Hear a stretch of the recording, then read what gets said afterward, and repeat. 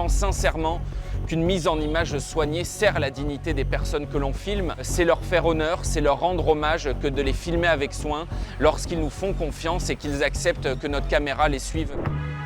Bonjour, je m'appelle Antoine Védéier, je suis journaliste, réalisateur et chef opérateur.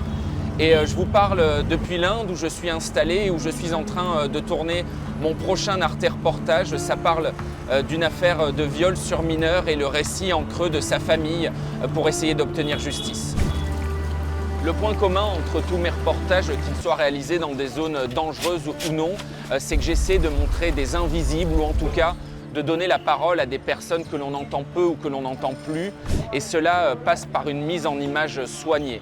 J'accorde, et c'est le cas de toutes les personnes avec lesquelles je travaille, un soin particulier à la réalisation. Donc ça, ce que vous voyez là, c'est le chai, c'est la boisson nationale en Inde et c'est ce qu'il faut pour bien commencer sa journée de reportage.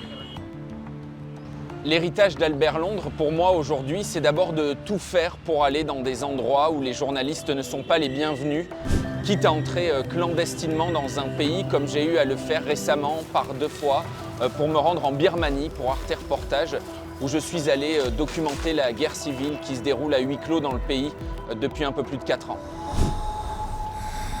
Je pense sincèrement qu'une mise en image soignée sert la dignité des personnes que l'on filme et je pense particulièrement à Atto et Denis Junior, 2 enfants, 2 petits forçats philippins que l'on a suivis lorsqu'ils plongent pour chercher de l'or au péril de leur vie. Eh bien, leur vie, elle est d'un dénuement total et pour autant, ils ne sont pas misérables et donc je pense que c'est leur faire honneur, c'est leur rendre hommage que de les filmer avec soin lorsqu'ils nous font confiance et qu'ils acceptent que notre caméra les suive dans leur quotidien. Et je pense qu'une belle image sert le récit parce qu'elle a le pouvoir de marquer les mémoires.